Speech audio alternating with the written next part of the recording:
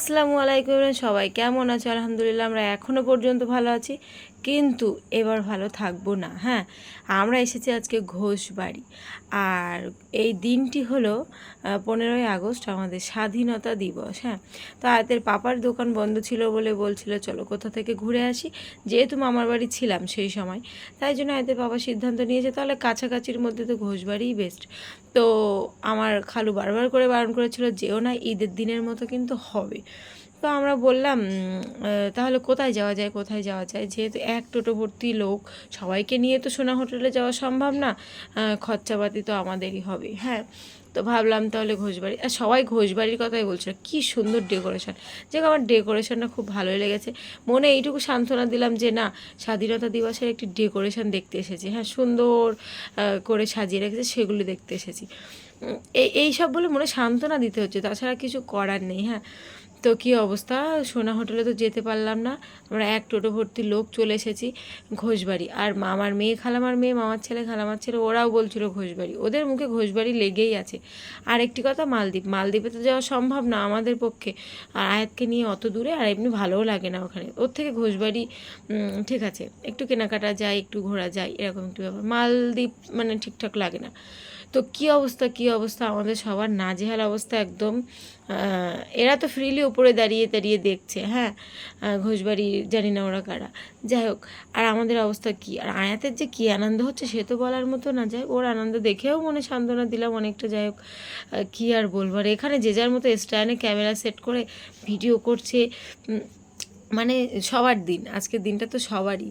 আর decoration করেছে অনেক সুন্দর করে। আর লাইটিং দেখে বেশি আনন্দ পাচ্ছে আয়াত। সব রকম অনুষ্ঠান হচ্ছে। তো আমার দেখো, কষ্ট করে ভিড় ঠেলে এসে এখানেই বসে পড়েছি, এত কষ্ট হচ্ছে। অনেকক্ষণ লেগেছে আমাদের এর ভিতরে আসতে, আধা ঘন্টারও বেশি হিসাব মতো। আধা ঘন্টায় ধরে রাখলাম। হ্যাঁ, তো ভাবলাম এই সমস্ত চড়বো, তো মাথা এমনিই ঘুরে যাচ্ছে কষ্টের তালে, আর চড়ার তো কোনো ইচ্ছাই নেই। আর এই নেকআপটা বারবার সরে যাচ্ছে, বারবার সরে যাচ্ছে। কী আর করবে, মানে সবাই না যে নেকআপও আমার সাথে। তো বললাম একটু টাইট ফিল করছি, একটু গরম গরম চা খাওয়া যাক এই গরমে। গরমেও আমরা গরম গরম চা খাই কিন্তু। হ্যাঁ, তো এখানে চা খেতে চলে এসেছি, আমরা সবাই মিলে চা খাচ্ছি, কিন্তু আয়তে বাবা খাবে না। আয়তে বাবা চা খেতে কী অসুবিধা জানি না, খাইই না। তো আমার বেশ ভালোই লাগে দুধ চা, আমি যখন তখন পেলে খাবো, কোনো ব্যাপার না। লিকার চা অতটা না। যাক, এদিকে আলামিন খেয়ে নিচ্ছে চা। আর এদিকটায় দেখো, এখন আমরা সবাই মিলে, আমি সবাইকে দিয়ে দিচ্ছি, হাসানকে দিলাম, সাদিয়া সবাইকে দিয়ে এখন সুন্দর করে চাটা খেয়ে আমি হঠাৎ দেখছি সাবিয়া কোথায়। তো ভালো করে দেখলাম, ওই দেখো সাবিয়া কীভাবে সেই শাকচুন্নি গাছের ওপর পা দুলিয়ে বসে থাকে। ঘাড় মটকে খাবো, ওরাও দেখো সেইভাবে বসে চা খাচ্ছে। হ্যাঁ, যাই হোক, তারপরে এই পার্টটা বেশ ভালোই লেগেছে আমার এই জিনিসগুলো একসাথে দেখে যে এত এত ভালো লাগছে, এত মজা লাগছে, তা কি বলবো। মানে বড়দের, মানে আমাদের যে সমস্ত সংসারে কাজে লাগে ওসবের প্রতি আমার কোনো এখন ইন্টারেস্ট নেই, কারণ ওই সমস্ত জিনিস কী আর হবে, সব আছে। আমার আয়াতের জিনিস দেখলে বেশ ভালো লাগে, তো আমি এগুলো খুঁজছিলাম, তো পেয়ে গিয়েছি। আগের দিন এসে কিন্তু পাইনি, তো আয়াতের জন্য অনেকগুলো নিয়ে নিলাম। আর এখন এই দিকটায় ক্যারাটি হচ্ছে। হ্যাঁ, এখানে সব ধরনের অনুষ্ঠান শুরু হবে, আমরা থাকাকালীন এই তো ক্যারাটি দিয়েই শুরু হলো। তো সমস্ত বাচ্চারা খেলা করছে। যাই হোক, এখানে বলেছে 3 মাসের ট্রেনিং দিয়েছে এই সমস্ত বাচ্চারা। আর আমার মামার মেয়ে বলছে আপা ওদের বয়স 3 মাস। ও ও অবাক হয়ে যাচ্ছে যে 3 মাস বয়স। আমি বলছি না, ওরা 3 মাস ট্রেনিং দিয়েছে, তারপরে এত সুন্দর পারফরমেন্স করছে তাই বলছে। যাই হোক, এখানে সুন্দর পারফরমেন্স আমরা দেখছি। এখন এগুলো দেখছি একটাই কারণ, আমরা ফুচকা খাবো, লাইনে দাঁড়িয়ে আছি, একটু ভিড় আছে, তাই তাই জন্য এগুলো দেখছি। তো তারপরে আমরা ফুচকাটা খাবো।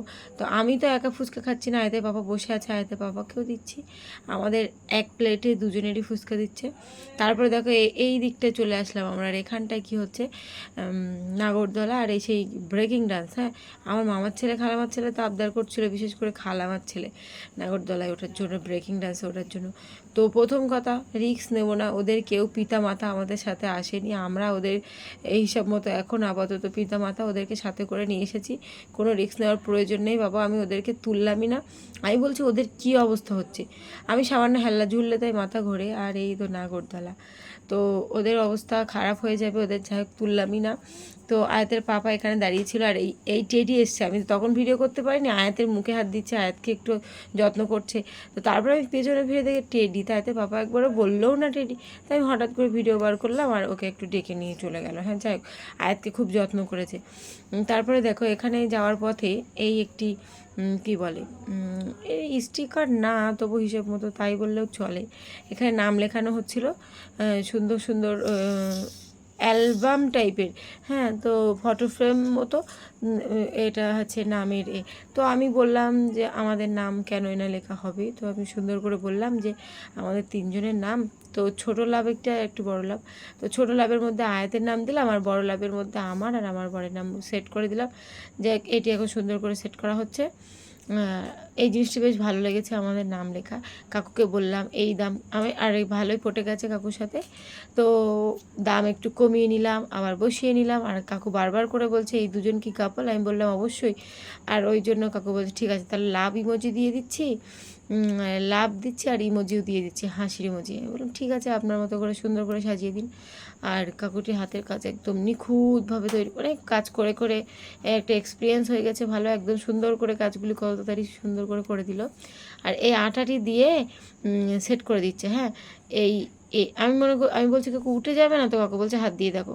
তো এই দেখো ফাইনালি হয়ে গেছে আমাদের নাম। এরা কাকু ভালো করে দেখাচ্ছিল যাতে দেখা যায়, কিন্তু ভালো করে তো বোঝাই গেল না। তো তারপরে আমাদের হয়ে গেছে, আর আমি ভাবিকে বললাম একটি নিতে। তো আমার ভাবি এখন নিচ্ছে।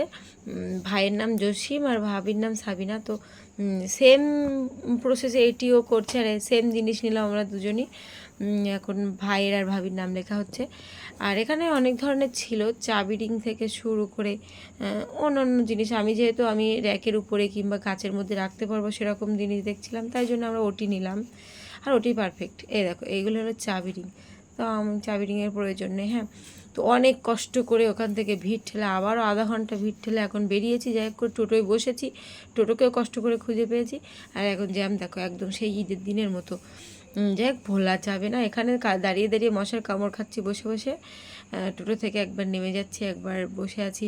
টোটো স্টার্ট দিচ্ছে, মনে হচ্ছে এবার বেরিয়ে যাব, কিন্তু না, 1 মিনিট না, হাফ মিনিটও না, 20-30 সেকেন্ড করে যাচ্ছে, আবার সেই থেমে যেতে হচ্ছে। কি অবস্থা রাস্তার চারি সাইডে, পুরো জ্যাম। এই সাইডটাও জ্যাম, এই সাইডটা, মানে আমাদের জ্যাম কাটাতে প্রায় 45 মিনিট তো হামেশাই লেগে গেছে। যাই হোক, ঘোষবাড়ি ঘোরার স্বাদ আমাদের মিটে গেছে।